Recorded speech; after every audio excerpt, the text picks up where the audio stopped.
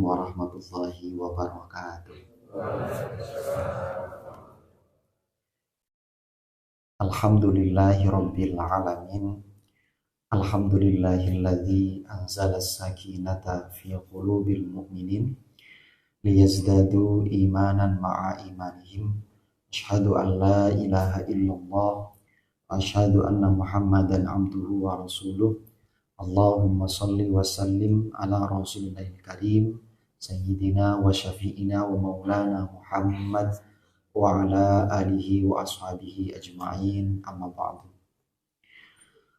Segala puji bagi Allah, pagi hari ini kita semuanya diberikan nikmat yang luar biasa. Kita masih diberikan kesempatan untuk hidup oleh Allah. Maka awali pagi kita hari ini dengan bersama-sama mengucapkan syukur alhamdulillahi rabbil alamin. Sungguh kita tidak punya kekuatan, tidak punya daya dan upaya kecuali Allah yang mengizinkan, Allah yang mentakdirkan semuanya. Karena sifat manusia adalah la haula wala quwata illa billahil aliyil azim. Sesungguhnya apapun karena Allah. Tidak akan terjadi apapun kecuali atas izin Allah Subhanahu wa ta'ala. Maka ciri dari orang yang dicintai oleh Allah, lisannya tidak pernah berhenti untuk bersyukur atas segala nikmat yang Allah kasih itu. Karena nikmat Allah tidak akan pernah berhenti, tak pernah putus yang diberikan kepada kita. Yang putus rasa syukur kita, yang kurang rasa cukup kita. Maka bulan Ramadan ini adalah latihan selain meningkatkan takwa di atas tingkatan yang paling tinggi, kita menjadi manusia yang pandai bersyukur dari semua nikmat yang Allah kasih. Mudah-mudahan Ramadan kita tahun ini jadi Ramadan yang terbaik dalam kehidupan kita. Amin. Sholawat dan salam, mari kita bersolawat kepada uswah Nabiullah Muhammad Sallallahu Alaihi Wasallam. Semoga dengan wasilah kita di pagi hari ini mendapatkan salah satu doa dari Kanjeng Nabi Muhammad, yang mana doanya Allahumma barik li ummati fi bukuriha. Ya Allah, berkahi umatku di waktu paginya. Siapa mereka? Mereka yang mengawali kehidupannya dengan kebaikan-kebaikan. Mudah-mudahan duduk kita ini jadi wasilah diangkat derajatnya di hadapan Allah Subhanahu wa ta'ala. Amin. Baik Bapak Ibu, apa kabar pagi hari ini? Sehat? Alhamdulillah sehat. Semangat sekali ya Ibu.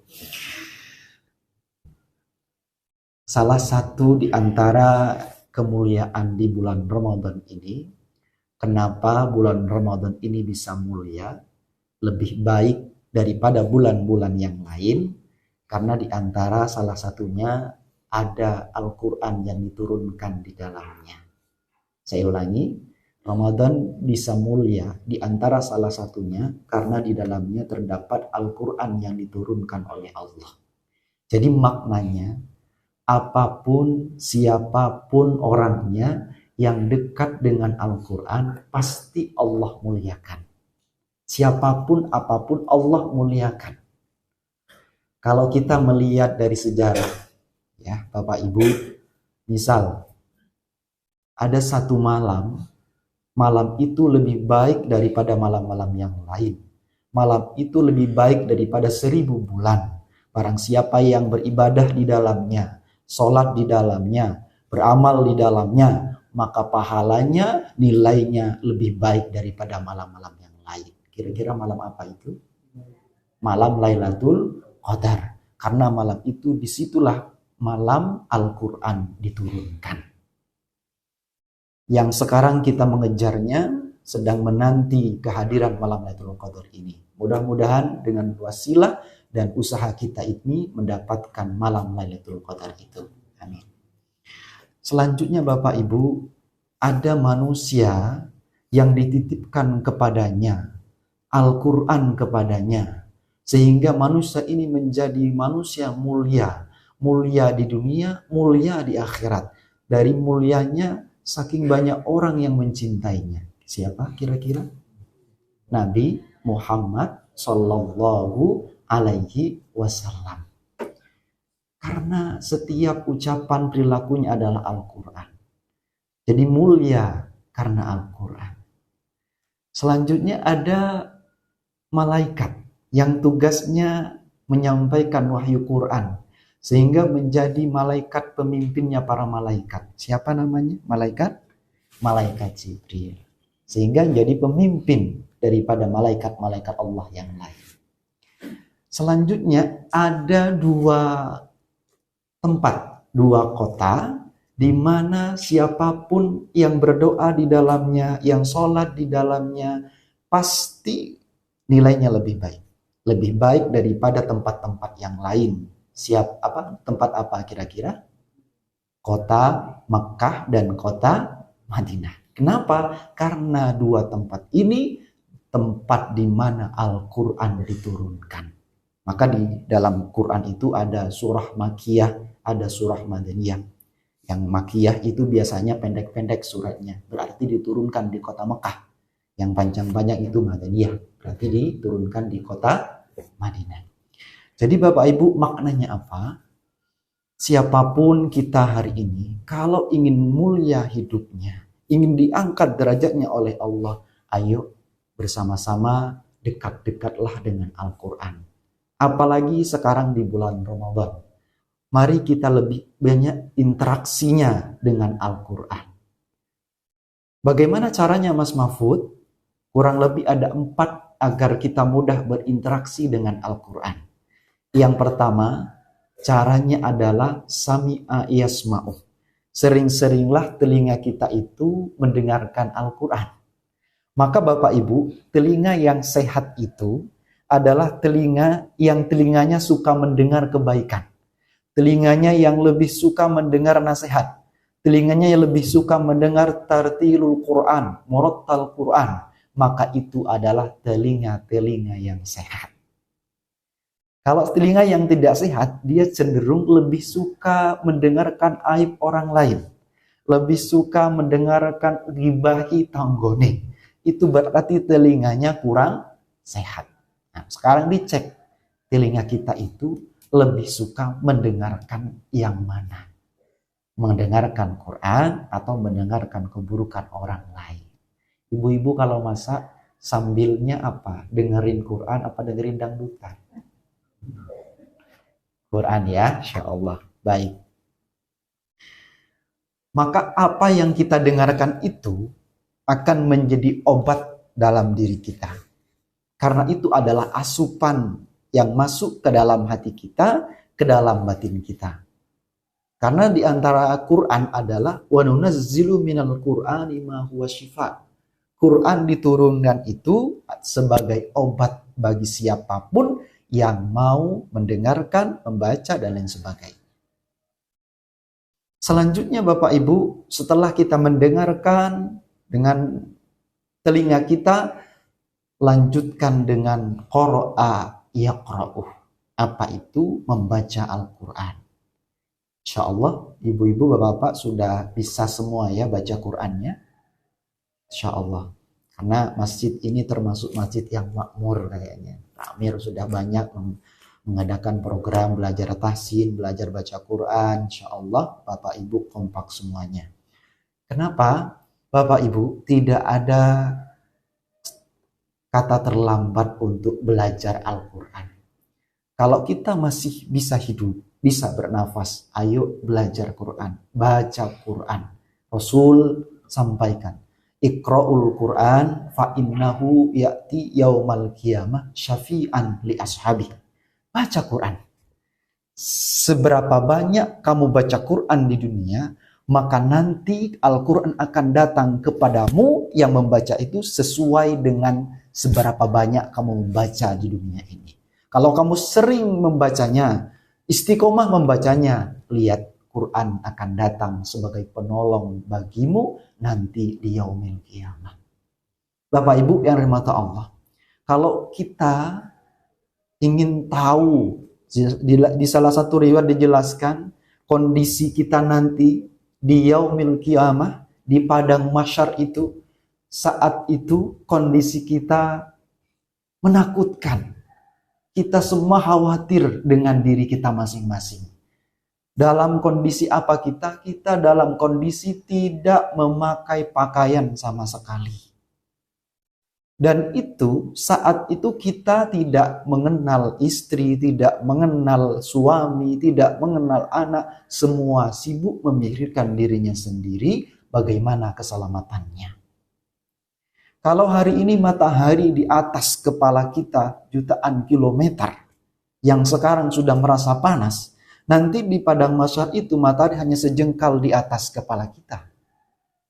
Kulit yang putih, kuning, nanti berubah tiba-tiba jadi gosong. Maknanya apa? Maka saat itu Quran datang kepada orang yang membacanya.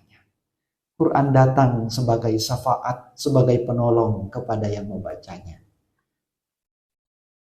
Ketika kita membaca satu huruf, nilainya 10. 2 huruf, 20. Itu kalau kita membaca di luar bulan Ramadan. Tapi kalau kita membacanya di waktu Ramadan, maka saat itu nilainya akan dilipat-lipat gandakan oleh Allah Subhanahu wa Ta'ala. Yang ketiga, yang harus kita lakukan agar kita mudah berinteraksi dengan Al-Quran adalah tartilul Quran, tilawatil Quran. Setelah kita bisa membaca, baca dengan tartil, baca dengan pelan-pelan, sambil menghayati makna dari apa yang kita baca itu. Silakan bapak-bapak, ibu-ibu punya target minimal satu Ramadan, satu hataman. Kalau nggak bisa, paling tidak kita sambil baca Quran, sambil baca artinya. Insya Allah nilainya sama di hadapan Allah Subhanahu wa Ta'ala. Baca Quran sambil baca maknanya. Karena kalau kita membaca dengan makna, nanti hatinya akan lebih lembut, lebih tenang saat membaca Quran dengan maknanya. Misal di surat Al-Fatihah itu, Bismillahirrahmanirrahim, dengan menyebut namamu yang maha pengasih lagi maha penyayang. Lisan berucap, hati sambil menghayati makna dari apa yang kita ucapkan itu. Tartilul Quran, tilawatil Quran. Yang terakhir, agar kita mudah berinteraksi dengan Quran, setelah mendengarkan, setelah membaca, setelah tartil, maka selanjutnya adalah fa'ala yaf'alu, apa? Praktekkan apa yang sudah kita pelajari di dalam Al-Quran. Apa yang Allah perintahkan di Al-Quran, pelan-pelan kita belajar mempraktekannya. Apa misalnya? Quran menyebutkan salah satu ayatnya di At-Tahrim itu, ya ayyuhalladzina amanu qu anfusakum wa ahlikum naro. Apa kata Quran itu? Wahai orang-orang yang beriman, jagalah dirimu dan keluargamu dari api neraka. Perintah Quran jelas. Kita yang beriman, jaga dirimu. Jaga diri kita dulu. Kalau kita sudah bisa menjaga diri kita, sudah bisa melakukan perintah Allah, bisa sholat, bisa ke masjid, sudah bisa baca Quran, istiqomah dan lain sebagainya, maka selanjutnya anfusakum, ajak keluargamu, suami, istri, anak, ajak mereka yuk ke masjid, yuk baca Quran, yuk istiqomah ke masjid. Maka saat itu kita sedang mengamalkan Al-Quran. Jadi jangan baik sendiri Bapak Ibu, ajak temannya, ajak keluarganya, ajak anak-anaknya. Jangan sampai anak itu menjadi belenggu kita nanti saat kita menghadap kepada Allah. Bagaimana? Ada satu kisah. Saat kedua orang tuanya mau masuk ke surga, giliran anaknya nih datang ke malaikat, ditanya, kamu kenapa bisa masuk neraka? Kamu nggak sholat di dunia? Tidak. Kamu nggak puasa? Enggak. Kamu nggak ke masjid? Enggak. Kamu nggak baca Al-Quran? Enggak. Kenapa? Orang tuaku nggak ngajak. Orang tuaku cuma sibuk dengan amalnya sendiri. Mana orang tuamu? Tuh yang tadi mau masuk surga, dipanggil kedua orang tuanya. Ditanya, Pak, Bu, benar ini anakmu? Iya. Kamu nggak ajak dia ke masjid? Enggak. Nggak diajak dia baca Quran? Enggak. Nggak diajak dia untuk istiqomah, sholat? Enggak. Oke, sudah. Kamu, anakmu masuk neraka. Bapak Ibu yang rahmat Allah. Mari kebaikan itu sama-sama. Jangan sendiri-sendiri, ajak. Tugas kita mengajak, nanti Allah yang memberikan hidayah kepada saudara, keluarga kita semuanya. Matur suwun, terima kasih. Mudah-mudahan apa yang kita pelajari pagi hari ini menjadi ilmu yang barokah, ilmu yang nafi. Amin ya rabbal alamin. Wabillahi taufiq wal hidayah. Assalamualaikum warahmatullahi wabarakatuh.